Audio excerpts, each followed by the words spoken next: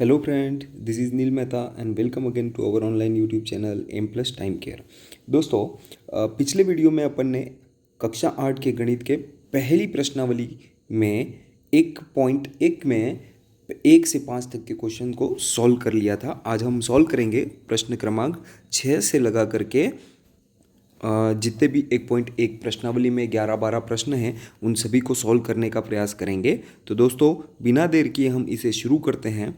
देखिए दोस्तों, इससे पहले मैं आपको बता देता हूँ व्युत्क्रम क्या होता है। जैसे मैं बोल रहा हूँ व्युत्क्रम क्या है, आपको पूछूँ 2/3 का व्युत्क्रम बताइए तो आप कहेंगे 3/2, है ना। आपको कहूँगा 1/5 का व्युत्क्रम कितना है तो आप कहेंगे 5/1। बटा में हालांकि एक लिखा नहीं जाता है, लेकिन हम मानते हैं कि जब आवश्यकता होती है तब हम एक को भी बटे में लिखते हैं। ठीक है दोस्तों, व्युत्क्रम का मतलब क्या हो गया है, सीधी सी बात, उल्टा करना है ना। भिन्न को उल्टा करना ही व्युत्क्रम कहलाता है। ओके, तो हम इस सवाल को अब सॉल्व कर पाएंगे आसानी से जब हमको पता है कि व्युत्क्रम का अर्थ क्या है। ठीक है दोस्तों, तो हल करते हैं। 6/13 को हमें क्या करना है, 7/16 के व्युत्क्रम से गुणा करना है। गुणा करना है तो 7/16 का व्युत्क्रम हो जाएगा 16/7, और माइनस तो हमको ऊपर ही लिखना होता है।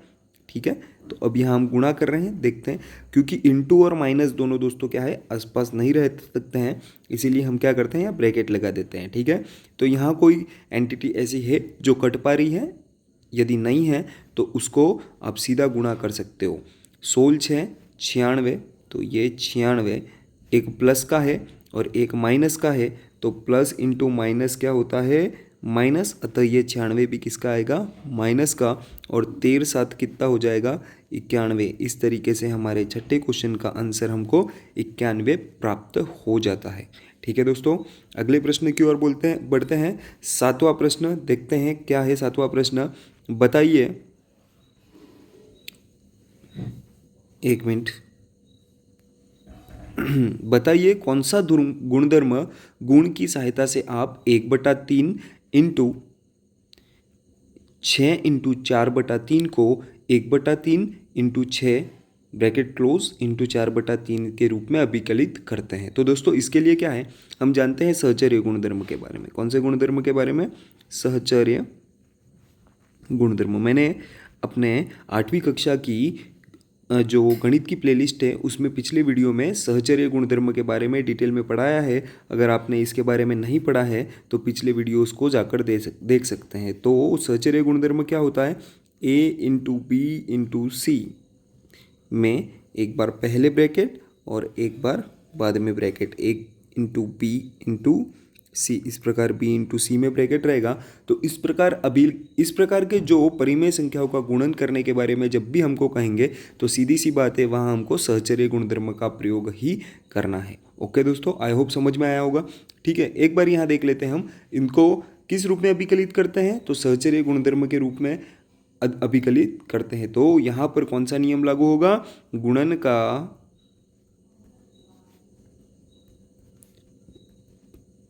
सहचर्य गुणधर्म। ओके, और इसे हम क्या कहते हैं, मल्टीप्लिकेटिव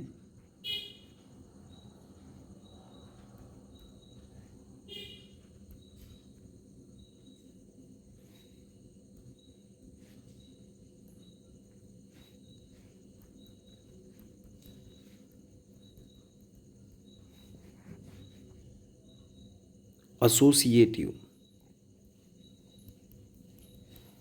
ठीक है दोस्तों, तो हमने यहाँ पर यह पता लगा लिया है कि इसको हम कौन से गुणधर्म की सहायता से कर सकते हैं। ठीक है दोस्तों, अब आगे की ओर बढ़ते हैं, देखते हैं क्या होता है। प्रश्न क्रमांक 8वां देखते हैं, इसको क्या है।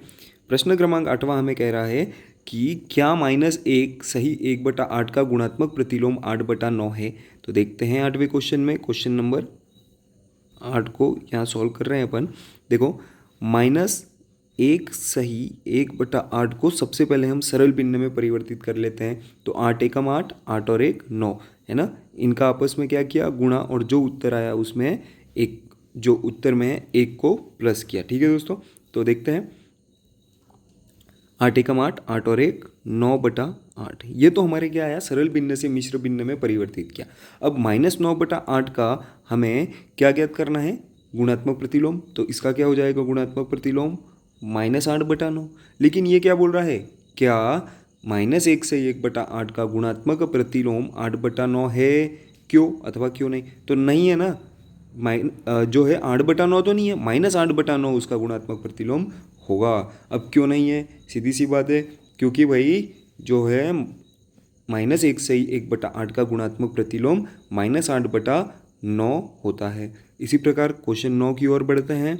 क्या हो जाएगा देखो, 3 से 1/3, 3 से 1/3 इसको अभिकलित करने का प्रयास करते हैं।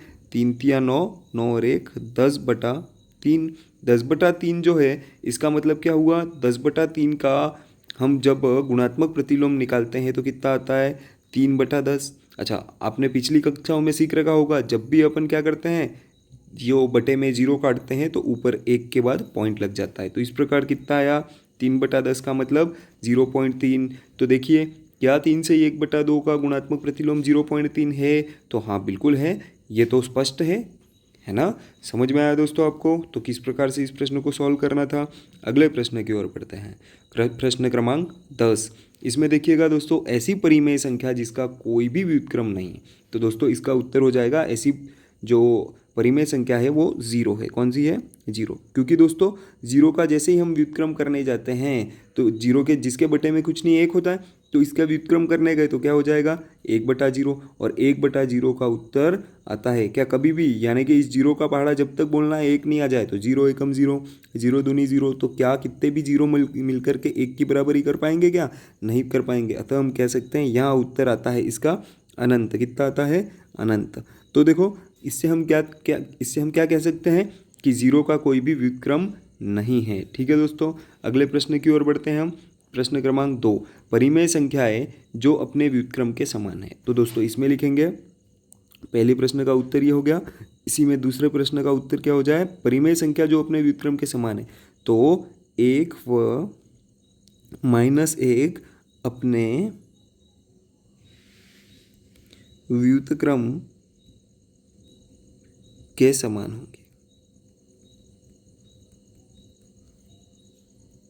क्यों भाई, देखो एक का व्युत्क्रम क्या होता है, जिसके बटे में कुछ नहीं, एक का व्युत्क्रम 1/1 ही आया, और 1/1 का मतलब ही एक, तो एक का भी व्युत्क्रम एक आया। और -1/1 का देखते हैं, -1/1 को अपन ने व्युत्क्रम किया तो 1/1, माइनस तो हमको ऊपर ही लगाना और बटे में एक नहीं लगाते, तो -1 का भी कितना आया, -1 ही व्युत्क्रम आया। इस प्रकार हम कह सकते हैं, क्या कह सकते हैं कि -1 व 1 का व्युत्क्रम क्या होगा, वही संख्या फिर से होगी। ठीक है, अगले प्रश्न में बढ़ते हैं। तीसरा प्रश्न, परिमेय संख्या जो अपने ऋणात्मक के समान है। तो परिमेय संख्या जो अपने ऋणात्मक के समान है वो हो जाएगी 0। ठीक है, कौन सी हो जाएगी, 0।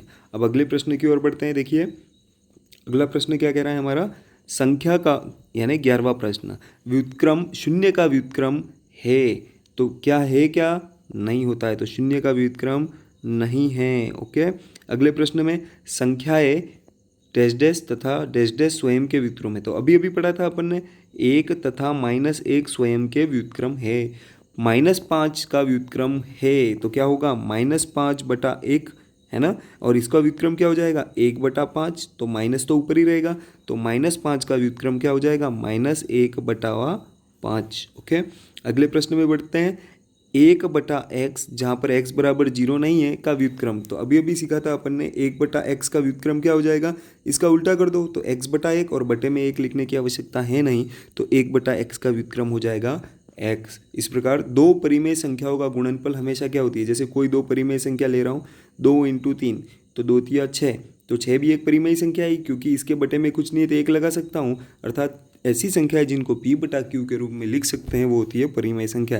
तो दो परिमेय संख्याओं का गुणनफल हमेशा क्या आएगा, एक परिमेय संख्या ही आएगी। ओके, किसी धनात्मक परिमेय संख्या का व्युत्क्रम क्या होता है, किसी धनात्मक परिमेय संख्या का व्युत्क्रम है, तो दोस्तों किसी धनात्मक परिमेय संख्या का व्युत्क्रम एक धनात्मक परिमेय संख्या ही होगी। क्या होगी दोस्तों, धनात्मक परिमेय संख्या का व्युत्क्रम एक धनात्मक परिमेय संख्या ही होगी, धनात्मक परिमेय संख्या ही होगी। आई होप दोस्तों ये प्रश्नावली आपको समझ में आई होगी। यदि ये प्रश्नावली आपको समझ में आई है तो अपने दोस्तों के साथ ज़रूर शेयर कीजिएगा और उन्हें भी इस वीडियो का लाभ ज़रूर लेने दीजिएगा। ओके, धन्यवाद। मिलते हैं अगली प्रश्नावली को लेकर के। Thank you so much.